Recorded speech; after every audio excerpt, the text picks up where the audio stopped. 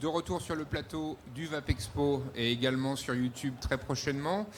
J'accueille 3 nouveaux invités sur le plateau pour parler de l'e-cigarette d'une manière générale et faire un tour du monde de la révolution de la vape dans différents pays. On va parler aussi, on va revenir rapidement sur la précédente conférence parce que je pense que c'est intéressant de pouvoir commenter les différents propos qui ont été avancés pour ce sujet de la directive européenne et de la FDA.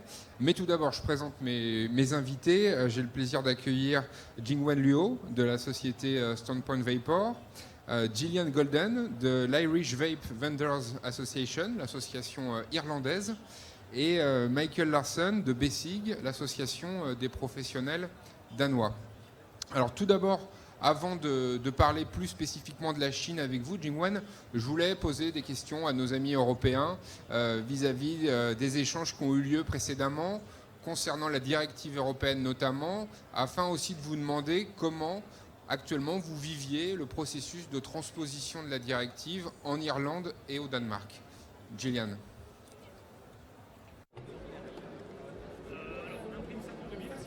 Oui, merci. Merci beaucoup de votre invitation. Et en fait, on est très petit, nous sommes un petit marché en Irlande. Nous avons environ 130, 150 000 utilisateurs de e-cigarettes.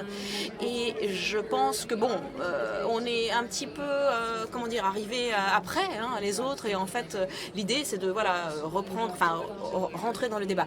Donc, on a participé à ces débats. On a eu beaucoup de sociétés en Irlande qui ont voulu lutter contre la mauvaise information, voire la non-information qu'il y a eu, et aussi tout ce qui concerne les mesures les plus terribles avant le TPD, même bref, tous ces produits finalement innovants en Irlande sont considérés comme des produits inventés par les sociétés justement de tabac et donc en mentant aussi sur beaucoup de choses, en donnant une mauvaise information, voire une non-information. Donc c'est pour ça que nous luttons pour essayer de restaurer la réalité. Et donc en fait, la première chose au niveau des produits, par exemple, on rappelle aux produits qu'on n'est pas des sociétés de tabac, qu'on n'a rien à voir avec eux. Et c'est ça le premier point en Irlande. Et au Danemark, qu'en est-il? Y a-t-il de nouveaux efforts qui ont été faits? Et le processus est en train de, là aussi, être mis en œuvre. Oui, tout à fait. Au Danemark, on a commencé avec le TPD qui a été donc considéré et on a même été au-delà finalement. Ça n'a pas été facile de travailler sur cela parce qu'on ne pouvait rien vendre pendant 6 mois parce qu'il n'y avait pas de produits sur le marché. Donc attention, ils avaient tout simplement éliminé le marché et donc on ne pouvait pas avoir de solution finalement. Et puis aussi, on a essayé de trouver des solutions, de remédier et aussi de faire un pas en arrière. Et donc, en fin de compte, ils nous ont dit qu'ils vont voir d'ici l'année 2016 comment éventuellement changer certains aspects. Mais bon, on n'a pas beaucoup de temps. Il va falloir... on a devant nous beaucoup de choses à faire par rapport à ce processus, par rapport aux choses à changer. Et donc, c'est le cas au Danemark. Il faut vraiment payer aussi... les prix sont très cher. On parle vraiment de prix qui sont différents. Et donc, c'est évident qu'il faut voir les sociétés, comment elles vont évoluer aussi par rapport à ça. Ensuite, il faut lutter contre comme la façon dont sont vus aussi beaucoup de producteurs, parce que finalement, beaucoup ne pensent pas que le TPD va pouvoir être mis en œuvre. Et donc, peut-être que il y a beaucoup de doutes sur cela. On ne sait pas comment ça va se développer. Et en fin de compte, l'idée, c'est aussi d'impliquer de plus en plus de gens, d'avoir une attitude finalement d'attente, de voir ce qui va se faire. Et il faut parler aux personnes, parler ensemble, échanger avec les autorités, avec les participants. Et donc aussi le gouvernement, forcément. Votre société chinoise et ses actions notamment en Europe, mais par rapport aux échanges, par rapport aux débats qui peuvent exister concernant la réglementation en Europe et aux États-Unis, comment vous voyez les choses? Vous vous préparez aussi, vous, à à devoir changer vos méthodes, vos processus pour respecter la nouvelle réglementation aux États-Unis et en Europe? Pour répondre à la dernière question, je pense oui.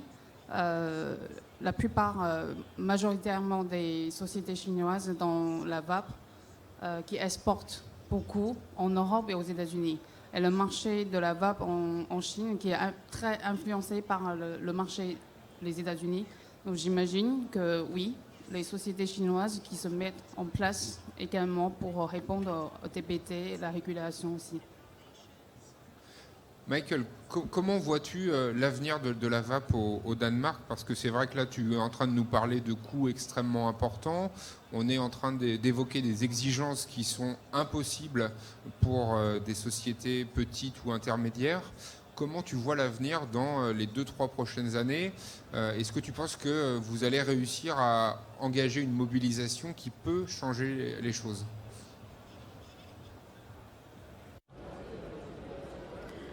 Oui, je pense que il va falloir replacer les choses dans ces lois. Et donc le gouvernement, en fin de compte, voudrait nous donner une opportunité pour dialoguer avec eux. Et c'est ça qui est important. Si on le fait bien, ce dialogue, eh bien, ça va être parfait pour le marché. Et en fin de compte, il faut prendre cela au vol, prendre cette opportunité et travailler justement comme on le fait sur la standardisation, par exemple. Par exemple, la semaine dernière, il y a eu une réunion, une conférence sur la standardisation et on a parlé de tout cela. Ça a été vraiment intéressant parce que le ministère aussi de la Santé a été impliqué et il a dit très bien, on va aussi s'intéresser à ce que vous faites au niveau de la standardisation. Donc c'est important d'étudier tout cela, ces normalisations, ces idées, ces idées. Donc c'est important de voir, d'interagir et de voir comment les lois peuvent être changées ou pas. Et donc c'est ce qui se passe. On essaye ensemble de gérer cela. Mais je pense que oui, il y aura une façon de gérer et de, trouver la solution la meilleure, oui. Et en Irlande, qu'en est-il d'un marché noir éventuel qui va se développer par rapport à la mise en œuvre au TPD ou pas? Il y aura des réglementations. Quelle est votre perspective et quelle est votre opinion et vos attentes aussi par rapport à ce rapport sur la santé publique en Irlande, par exemple, et en Angleterre, pardon? Oui, tout à fait. Je pense que ce rapport a été l'une des choses fondamentales qui a mis vraiment en relief ces aspects, de donner aux autorités et aussi à la population des informations incroyables. Et on avait un peu, ça a été important parce qu'on a eu des évidences qui ont été ici soulignées et donc pas de choses abstraites et qui n'étaient pas claires. Non, ça a été vraiment bien mis en relief. Et donc le 95% qui démontre que justement c'est beaucoup plus sain et sûr que la cigarette, c'est évident, c'est quelque chose de transparent. Donc voilà. Je pense que cela est très important et donc il faut continuer dans cette voie. Et la semaine après la publication de ce rapport, eh bien, il y a eu vraiment des médias au niveau irlandais qui ont parlé de la cigarette électronique et de façon très équilibrée finalement, en présentant les données tout simplement de façon claire, de façon transparente d'après le rapport. Donc ça parle, disons que c'était tellement évident que ça parlait les mots parlaient d'eux-mêmes. Donc voilà, finalement, c'est important que les gens puissent comprendre tous ces aspects. Après, qu'est-ce qui est exactement à l'intérieur de tout ce monde de la vape? Bon, c'est à développer ultérieurement. Après, ce rapport est fondamental et pour moi, on a vu le besoin de clarifier les messages sur ces produits. Et donc, comme on le disait, c'est important de continuer sur cette idée-là. Le Vape Expo est un salon international. On a beaucoup parlé Europe, États-Unis cet après-midi. Je pense que c'est le moment aussi d'évoquer la Chine et je remercie beaucoup Jingwen d'être présente avec nous cet après-midi parce que vous avez une présentation à nous proposer sur la vape en Chine, qui va nous permettre aussi de prendre un petit peu de recul par rapport à tous les débats que nous avons actuellement en Europe, en France et aux États-Unis. Alors, on peut commencer à regarder cette présentation qui s'affiche et je vous donne la parole. Merci, Amy. Donc, je vais me présenter tout d'abord. Je m'appelle Jing Wen, je travaille pour la société SPV chinoise, une société chinoise qui est spécialisée pour de producteurs de liquides.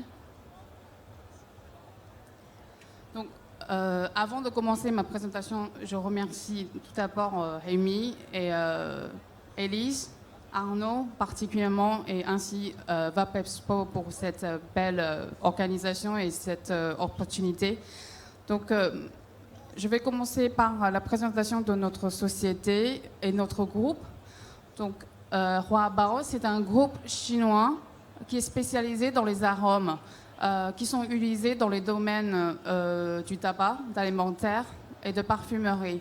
Parmi les 10 plus grands producteurs des arômes dans le monde entier, Huabao maintenant actuellement est un groupe, c'est un leader en Chine. Et on fournit pour CNTC, China Tobacco, en Chine, plus de 20 ans déjà. Depuis 2014, le groupe a décidé de créer une division, donc SPV, qui est basée à Shanghai, pour les produits cigarettes électroniques ainsi que les produits du nouveau tabac, c'est-à-dire comme les produits snus. Je pense que c'est interdit en Europe, mais au Suède. C'est autorisé en Suède, en fait, seulement. Oui. Ouais. Et aux États-Unis Danemark aussi. Le snus au Danemark. Snus. Non. Donc, exclusivement la Suède, hein. Oui, c'est ça.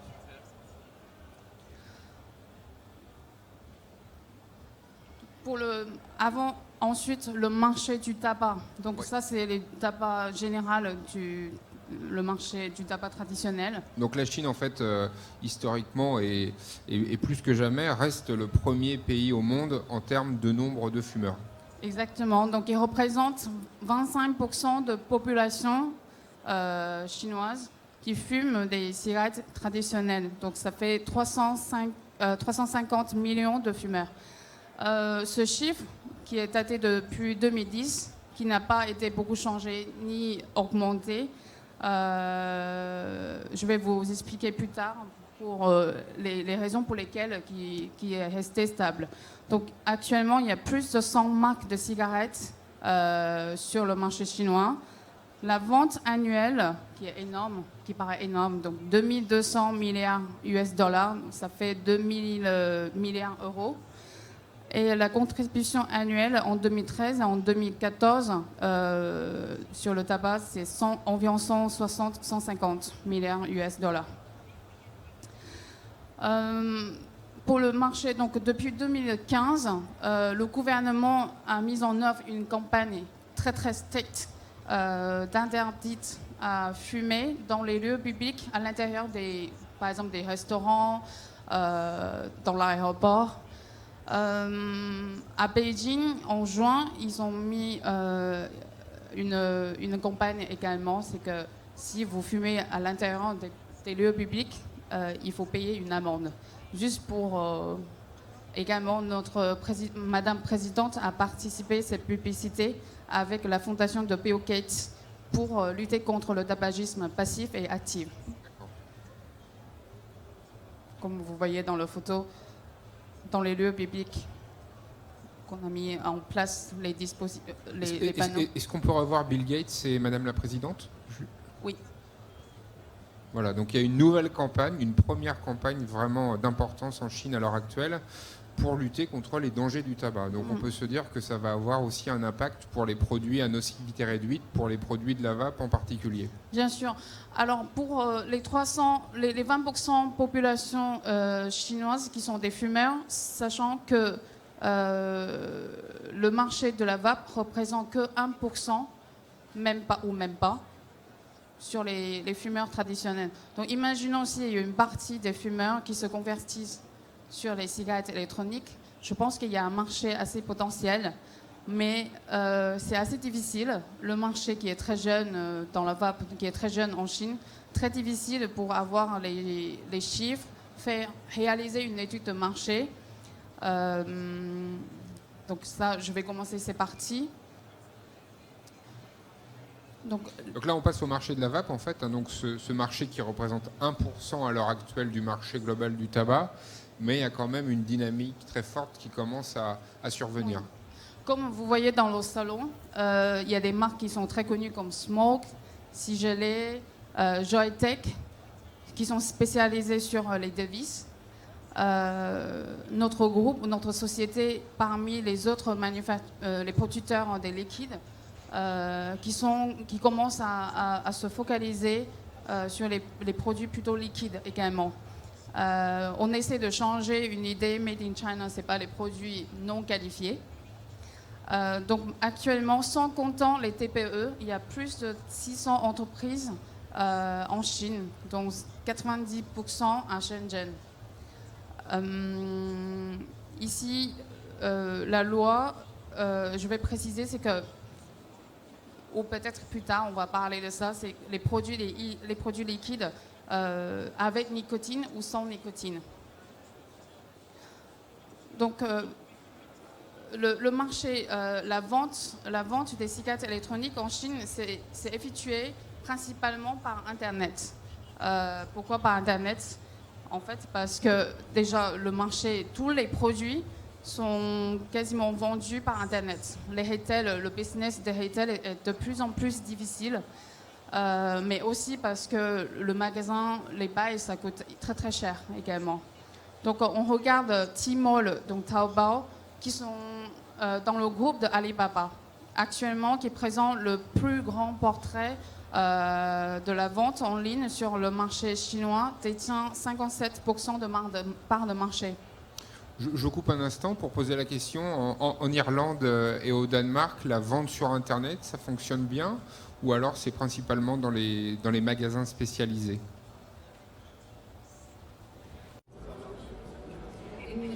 En fait, en Irlande, il y a beaucoup de retail, tout à fait, qui vendent aussi en ligne. Et puis, au niveau des boutiques, il y a beaucoup de sociétés qui voudraient ouvrir plus de boutiques s'ils savaient exactement ce que le gouvernement irlandais avait au niveau du TPD. Parce que, comme on l'a dit, il faut encore éclaircir pas mal de choses, tout à fait. Mais bon, beaucoup en ligne, oui, tout à fait. Au Danemark, donc oui, il y a beaucoup aussi de petites boutiques, mais aussi des ventes sur Internet. Mais je pense que les gens, finalement, réalisent que c'est mieux d'aller en boutique parce qu'ils ont des bonnes informations, parce qu'ils peuvent échanger, ils peuvent comprendre vraiment le produit. Et beaucoup de personnes ont essayé au Danemark, de par le passé, dans les années 2008, c'était des Britanniques qui voulaient donner un peu l'exemple, mais en fait, c'était difficile. Et donc, l'idée, c'est que les gens veulent avoir des informations. Ce sont des produits novateurs, innovants, donc c'est pas la même chose. C'est bien d'aller dans les boutiques, c'est mieux. Et puis aussi, juste un mot en plus pour dire qu'on a parlé des recherches, des produits de recherche, des études scientifiques qui considèrent les comportements des fumeurs qui vont switcher à la vape, à la e-cig. Et donc, oui, il y a des boutiques dédiées à ça. Et l'idée, c'est de créer des associations et de garder, que ces boutiques soient à disposition et ouvertes.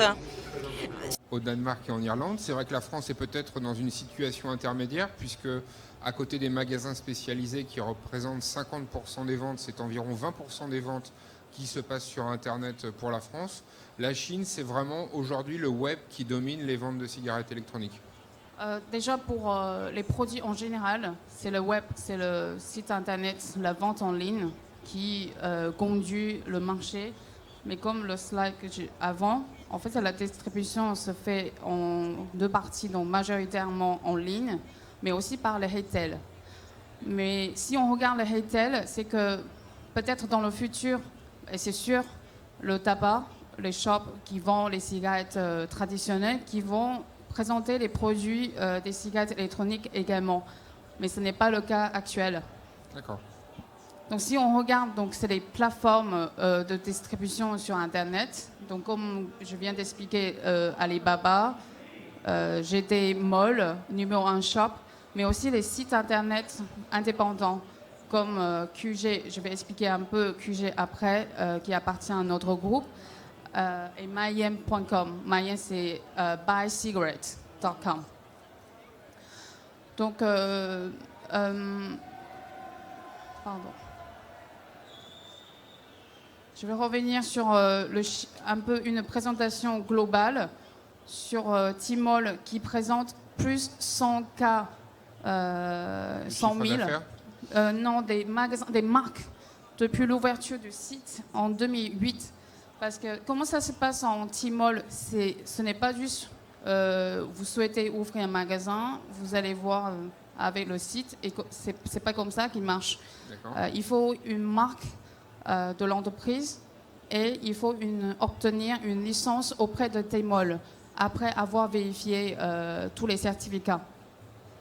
Dans le chiffre d'affaires d'une journée, je vous donne un exemple pourquoi tout est fait, pas tout est fait, mais majoritairement, principalement fait par Internet.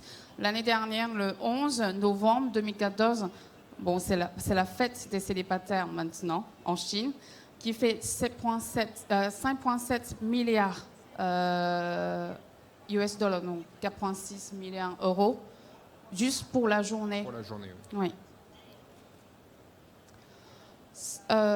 Ici, je vais discuter juste les chiffres de la VAP qui est donné par Tmall, donc par Taobao, le groupe Alibaba. On peut compter environ 400 magasins sur Tmall pour la VAP, pour les cigarettes électroniques. Et les chiffres d'affaires générés, si vous regardez bien le tableau, 1,5, donc 200 millions d'euros pour 2013, 500 millions pour 2014. Cette année, le chiffre d'affaires n'est pas autant par rapport à prévision. Mais en 2016, on a prévu 20 milliards RMB, donc ça fait 3 milliards. Ça fait 3 000 millions d'euros de chiffre d'affaires. Et ce qu'on peut dire par rapport au chiffre d'affaires 2014-2015 en Chine, c'est qu'il est déjà plus ou moins équivalent au marché britannique et au marché français, qui sont de l'ordre aussi entre 400 et 600 millions d'euros. D'accord. Donc ici, QG, c'est une appli qui appartient à notre groupe, à notre société. Comment ça marche? Une appli, vous téléchargez l'application. C'est une appli de géolocalisation que vous pouvez trouver tous les convenience stores qu'on appelle donc, type 7-Eleven. Vous pouvez trouver tous les produits, y compris le tabac, les cigarettes électroniques. Donc entre le shop et une plateforme B2C, B2B2C. Ici, je vais commencer à parler une petite analyse sur la recherche en ligne, les consommateurs des cigarettes électroniques. Si on regarde le tableau, c'est réalisé par le moteur de recherche qui est fait par Taobao. On peut regarder cette année qui est considérablement augmentée par la fréquence de recherche, malgré le fait c'est que les ventes restent stables. Et si par rapport à la Chine, par région, les villes qui viennent du nord, comme Harbin, Beijing et Xi'an, ce sont des villes qui recherchent plutôt ces produits. Mais en termes de consommation, donc des chiffres d'affaires, c'est des villes dans le sud qui consomment le plus. Donc Guangzhou, Shanghai et Beijing aussi. Dans les grandes villes en Chine. Pour les caractéristiques des consommateurs, on peut constater 31% de consommateurs féminins qui... En fait, les cigarettes électroniques en ligne se fait beaucoup par les paquets cadeaux.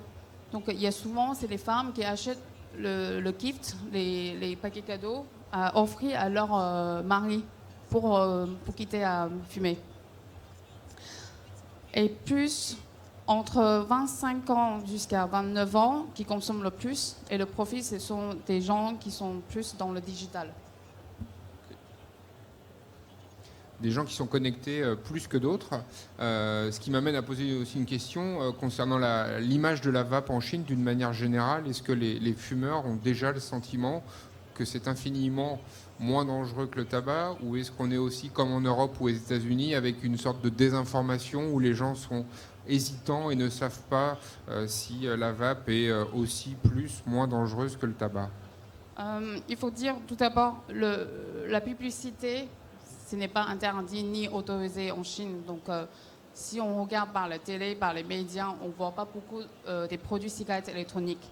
Par contre, dès qu'il y a un problématique, par exemple, les convenience stores qui achètent, comme les petits magasins qui vendent les produits cigarettes électroniques, ils ne peuvent pas contrôler, ce sont des mineurs, c'est-à-dire moins de 18 ans qu'ils achètent. Et si c'est des produits non qualifiés, la presse va en parler, c'est-à-dire les mineurs qui fument, ils ne peuvent pas dire le mot vape. Ils utilisent le mot toujours fumer les cigarettes électroniques. D'accord. Donc là, sur les caractéristiques des consommateurs, on a la variété du choix des arômes qui importe, le design, et c'est vrai que la Chine, ça c'est l'autre enjeu, est quand même le pays de l'innovation pour la cigarette électronique en grande partie, sur le matériel, sur les nouveaux produits. Oui. Il y a une offre qui est quand même très large pour les consommateurs chinois. Exactement. Et puis le marché en général de la vape est très très influencé par le marché des États-Unis. Le salon, par exemple, ECC, qui a été lieu à Californie récemment, les produits qui sont présentés dans le salon, qui sont presque présentés maintenant en Chine. Et les consommateurs préfèrent beaucoup les produits importés. Donc là, aujourd'hui, pour les sociétés américaines, mais peut-être aussi pour les sociétés françaises, danoises, irlandaises, est-ce que vous considérez qu'il y a l'opportunité d'aller vendre des produits de la vape en Chine par rapport à ce marché qui va augmenter? Ou alors est-ce que le système de licence, pour le moment, fait que c'est quand même compliqué d'intégrer le marché chinois? Mais c'est vrai que comme je pense à d'autres secteurs économiques d'activité, comme l'automobile ou autres, est-ce qu'il est possible pour les producteurs, les fabricants américains et européens d'entrer sur le marché chinois?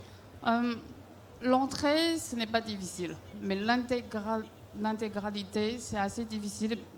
Comme j'ai expliqué tout à l'heure, sur Tmall, par exemple, la vente en ligne, il faut une licence. Un magasin, une marque étrangère, il faut avoir une structure chinoise en Chine afin de créer un plateforme, un magasin en ligne.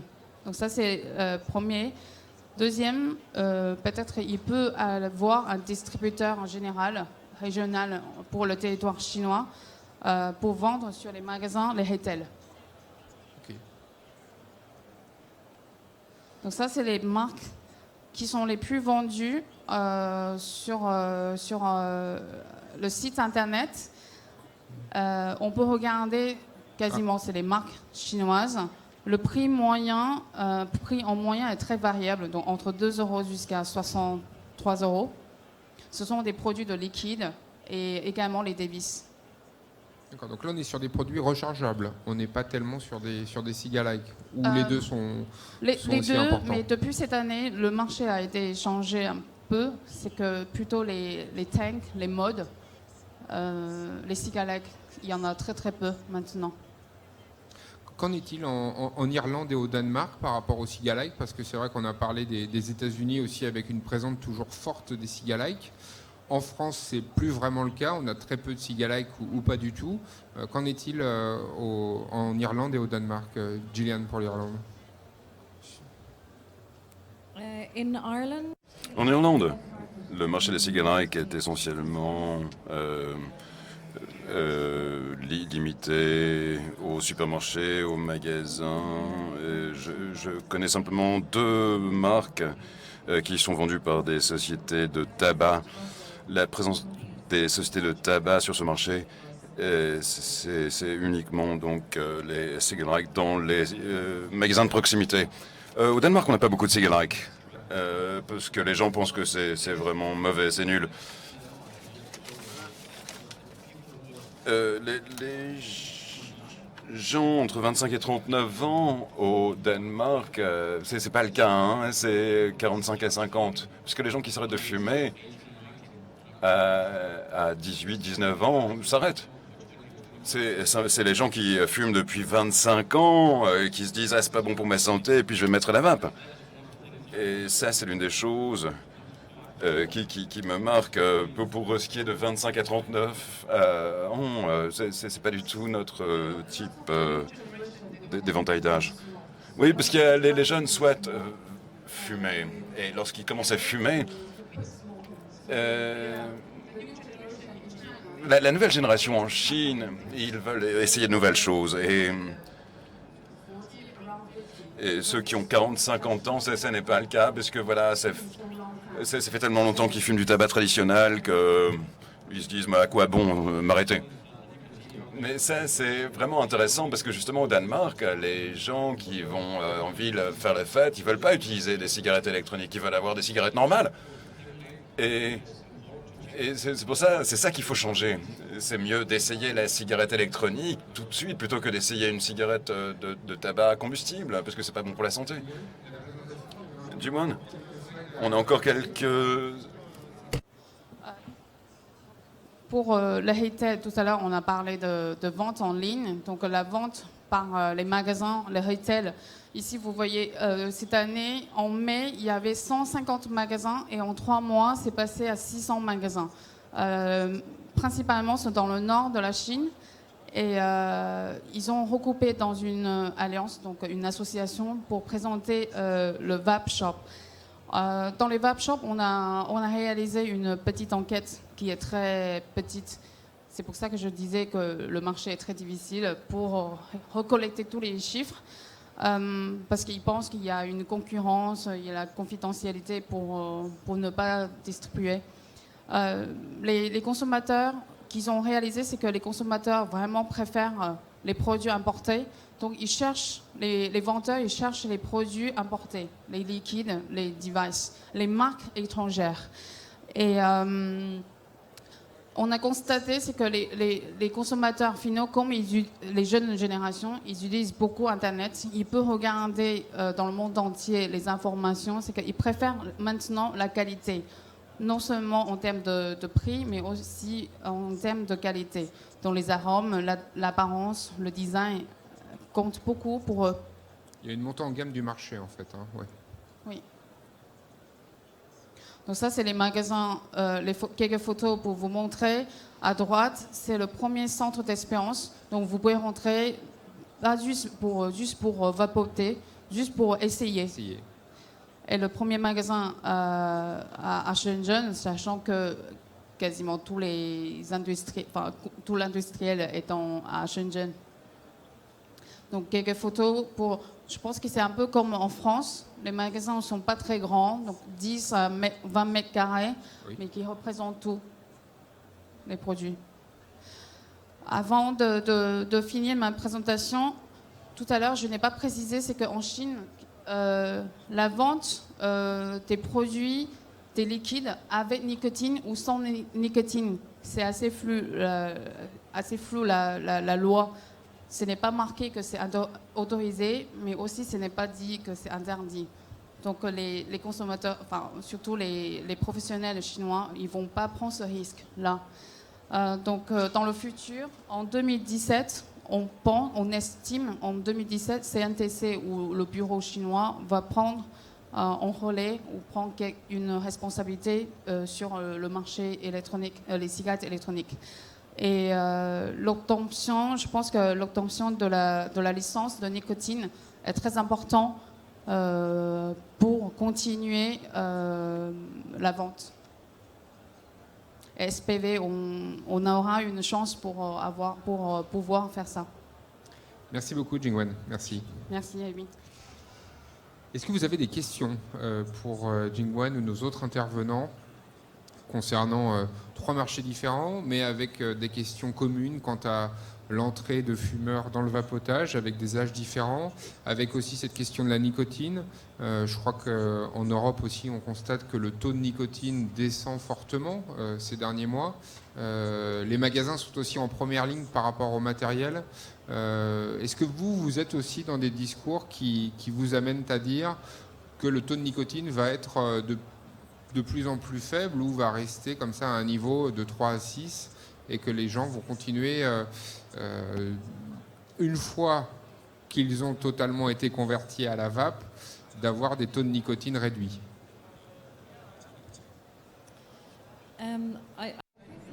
Je pense que la question de la nicotine dans les liquides, c'est deux tranchants. D'une part, vous avez des utilisateurs plus expérimentés qui utilisent des appareils qui délivrent la nicotine de manière plus efficace. Mais je pense que le marché, les producteurs sur le marché doivent avoir à l'esprit également les fumeurs. Je crois que lorsque j'ai commencé à utiliser les cigarettes électroniques il y a de cela 3 ans, si vous m'aviez donné une cigarette électronique avec un niveau de 6 mg, peut-être que je ne me serais pas arrêté de fumer. Ce qui m'a fait arrêter de fumer, c'était 24 mg. Et moi, je pense personnellement, de par les membres aussi qui me parlent, que les fumeurs ont besoin d'avoir accès à des niveaux de nicotine plus élevés. Et ça, c'est un problème également. L'un des problèmes nombreux avec la directive européenne, hein, ce niveau de nicotine, des niveaux supérieurs de nicotine, c'est important, notamment pour les fumeurs, et l'industrie doit s'en souvenir. Michael, vous pensez que 20, c'est pas suffisant? Comme c'est écrit dans la directive, je pense que la nicotine, c'est suffisant, parce que vous avez des nouveaux appareils qui délivrent la nicotine d'une manière différente, plus efficace. Donc il y a des gens qui supportent même pas 24 mg avec les nouveaux appareils. C'est une question personnelle, donc de savoir combien de nicotine on a besoin. Eh bien, c'est parce que j'ai pas de société moi-même. Moi, je travaille pour une association de consommateurs. Donc, si on me donnait n'importe quel type d'appareil,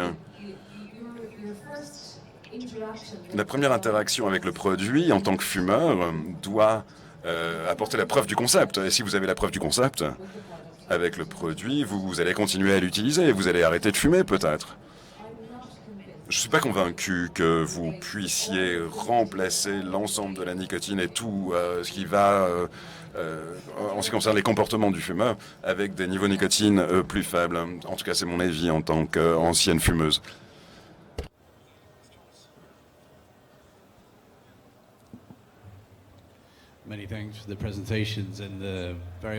Merci beaucoup pour la présentation très structurée. Je travaille avec beaucoup de sociétés en amont qui fournissent des substances telles que le glycol. Ces sociétés en amont sont réglementées au niveau européen selon différents régimes, notamment REACH et ROS. Et ce qu'on a constaté, c'est que l'un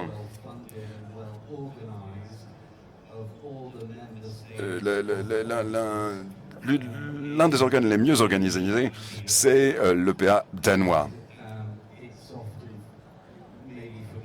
Et on oublie souvent en Europe à quel point l'EPA danois est puissant et comment il est à la tête de nombre de questions pour ce qui est des autorisations dans le contexte de REACH.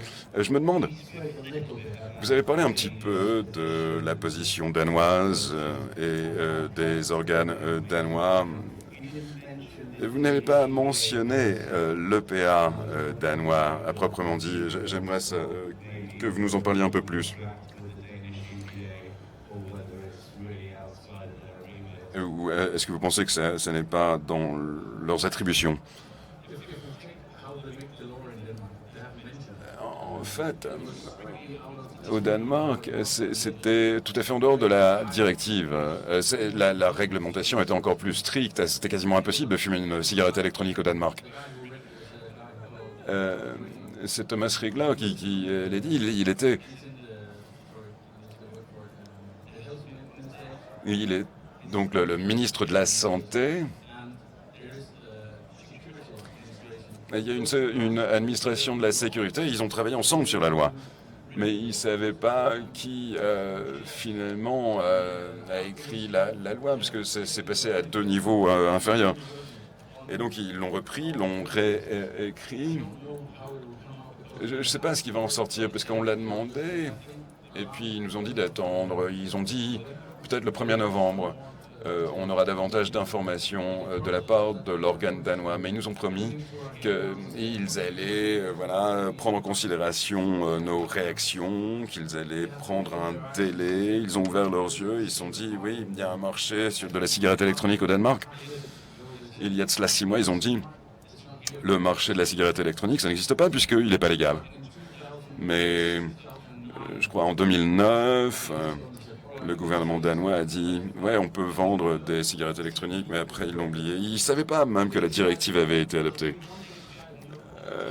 Il n'y avait qu'un seul responsable qui le savait. Donc c'est la raison pour laquelle il y a de la confusion au Danemark, parce que les gens disent tout et le contraire. C'est ça le problème. Et je comprends votre souci. Parce que pour tout produit au Danemark, normalement, il y a une attention très particulière qui lui est prêtée, puisque voilà, les autorités ne souhaitent absolument pas des produits qui puissent faire du mal. Lorsque c'est venu d'Angleterre, c'était la première fois qu'au Danemark, voilà, on a parlé des cigarettes électroniques dans les journaux. Et voilà, sur Internet, on a dit, voilà, c'est super. Et puis finalement, les gens ont dit, oui, mais ça tue quand même des gens. Donc voilà, ça va, il y a des hauts, des bas, on ne sait pas, ça fluctue. Mais on en saura plus normalement le mois prochain. Enfin, au début le mois prochain. Concernant ces autorités de réglementation, nous, dans le secteur, on doit comprendre que voilà, ils ont à avoir affaire à nombre de produits. Et il y a beaucoup de gens qui, dans ces organismes qui ne connaissent rien sur les cigarettes électroniques. Et voilà, c'est pour ça qu'on débat avec l'un des organes de réglementation actuellement, parce qu'il classe de manière erronée les liquides électroniques. Je dois pas dire qu'on doit voir les choses de leur point de vue, mais il faut comprendre que ce sont de nouveaux produits. Ils ne vont pas connaître la différence entre le PG sans nicotine et puis un liquide avec 20 mg de nicotine. Ils regardent simplement les papiers, ils ne comprennent pas le produit. Et c'est là que nous, dans le secteur, on doit faire le pas et éduquer ces personnes pour leur expliquer ce que sont ces produits et comment ils doivent être classés. Donc lorsque la consultation sur la TPD viendra, au moins, ils auront davantage d'idées sur le produit. Et ça, c'est notre responsabilité de faire ça.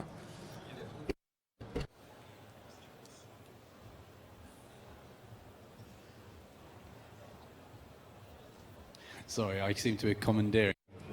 Je veux pas être le seul à parler, mais une dernière question. L'une des inquiétudes, c'est qu'il y a beaucoup de produits, notamment les liquides électroniques, qui sont faits en dehors d'Europe et qui sont ensuite importés en Europe.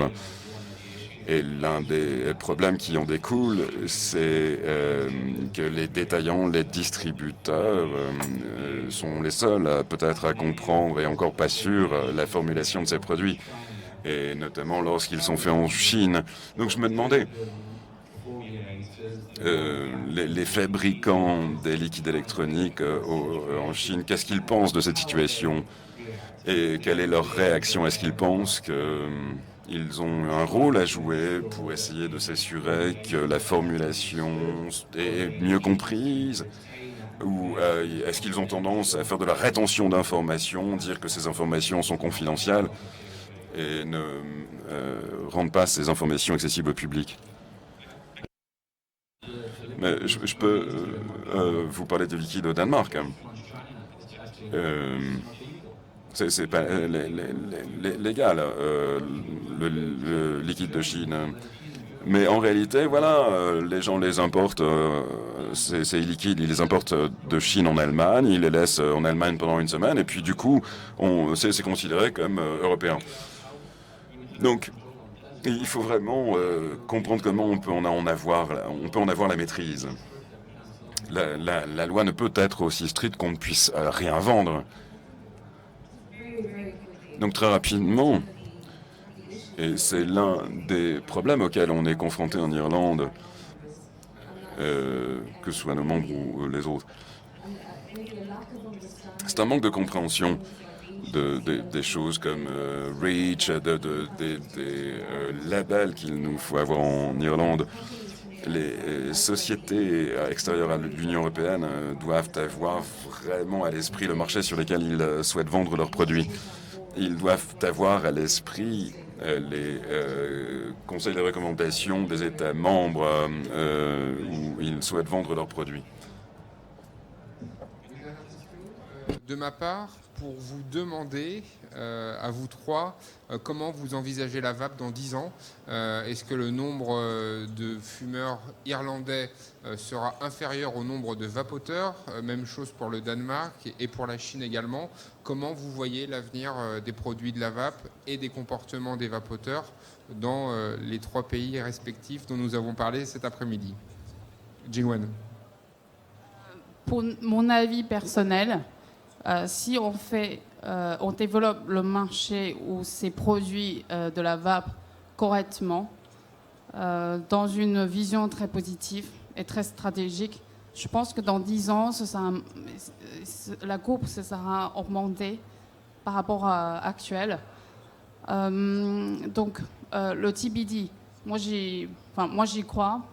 Malgré, il y a beaucoup de choses, par exemple, il y a des choses que je ne suis pas d'accord, mais j'y crois parce que c'est un moyen, c'est un outil pour régulariser pour le marché. Sachant que la France ou l'Europe, aux États-Unis, c'est quand même un des pays qui développe ce marché depuis un moment. La Chine, qui est un marché qui est très jeune, qui vont suivre assez le marché français ou le marché européen ainsi que le marché des États-Unis. Et je pense que si on le fait bien, dans une façon correcte et positive, stratégique, je pense que le marché ça va rester. Michael, how do you see the vape world in Denmark? Comment vous voyez la vape au Danemark dans 10 ans?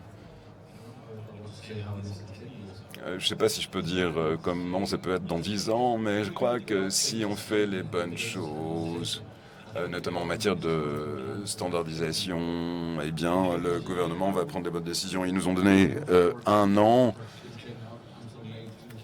jusqu'à mai 2017, donc on aura un peu plus de temps pour faire les choses qu'il faut. Je pense que il y a des petites choses qui doivent être revues avant de pouvoir écrire une réglementation. Donc je crois que la loi doit être plus ouverte, plus souple.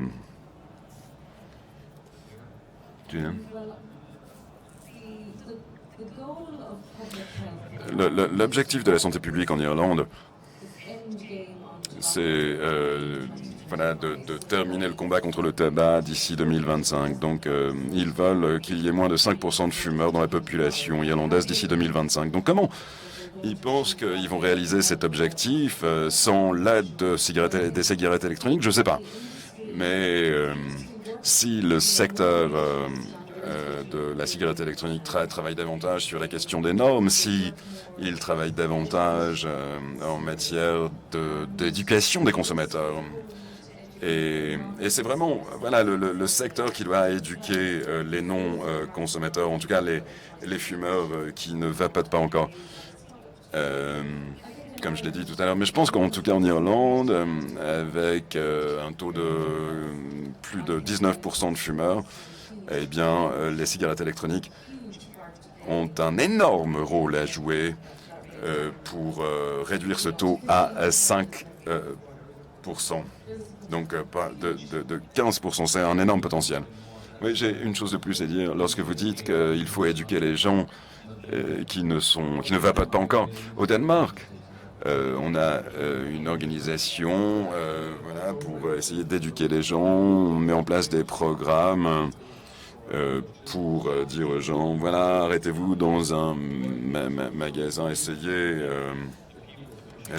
les vapes. Donc il faut vraiment faire comprendre aux gens ce qu'est le produit. Et puis c'est justement ce qu'on espère le gouvernement écoutera.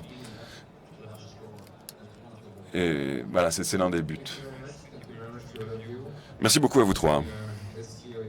Et on verra comment ça se passera avec la TPD, la directive européenne, dans les prochains mois. On va suivre cela très étroitement. Merci beaucoup.